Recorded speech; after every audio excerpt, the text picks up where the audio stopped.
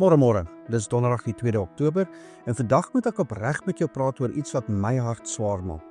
Ons leef in 'n tyd waar geweld so normaal geword het, dat ons nie eens meer skok nie. En die Bybel het hierdie presiese situasie voorspel. Kom ons lees saam uit Genesis 6 vers 5, 11 en 12. Toe die Here sien dat die slegheid van die mens groot was op die aarde en al die versinsels van sy hart die hele dag net sleg was. En dan vers 11 en 12. En die aarde was verdorwe voor die aangesig van God, en die aarde was vol geweld. En God het die aarde aanskou en kyk, dit was verdorwe, want alle vlees het sy weg op die aarde verdorwe. Nou die Hebreëse woord vir verdorwe is shakith. Dit beteken moreel korrup, volkome bedorwe soos vrot vleis. Nie net 'n bietjie sleg nie, totaal korrup. Weet jy wat die grootste probleem was? Voor Moses die wet ontvang het, het mense geleef volgens hulle gewete. In Romeine 2 vers 15 sê die wet is in ons harte geskrywe. Maar wanneer jy jou gewete dooddruk deur konstante blootstelling aan geweld en sonde, word jy gewetenloos. Kyk na vandag se wêreld. Klein kindertjies kyk moordverhale op TV. Videospeletjies leer hulle om te skiet en dood te maak sonder emosies. Morele standaarde daal so laag dat wat skandalig was, nou normaal is. En Jesus sê in Matteus 24 vers 37, net soos die dae van Noag was, so sal ook die koms van die Seun van die mens wees. Maar hier is die wonderlike ding. Daar was een man wat anders te geleef het, Noag. Een man en sy gesin het geweier om met die stroom saam te gaan. En hier is die evangelie.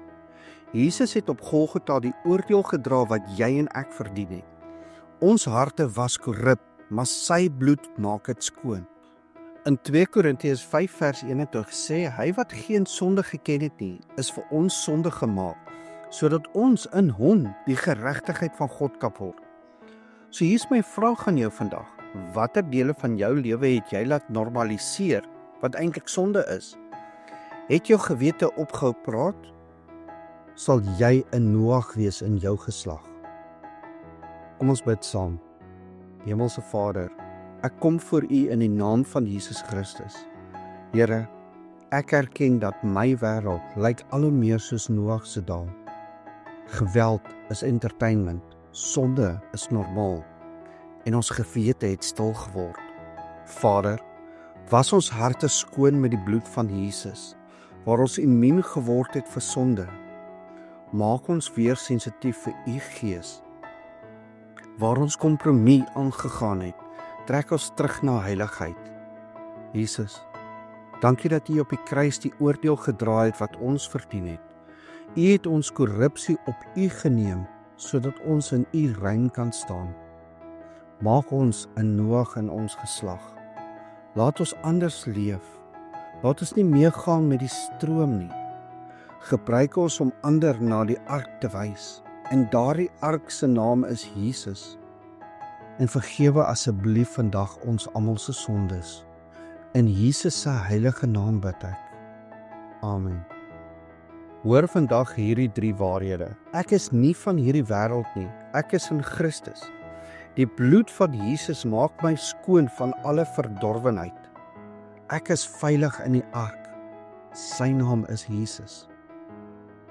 En moenie vergeet nie, jy is dalk die Bybel wat iemand vandag moet ontmoet. Gaan jy mense wys na die ark of die afgrond? Dis jou keuse vandag. Ek hoop jy het 'n geseënde donderdag.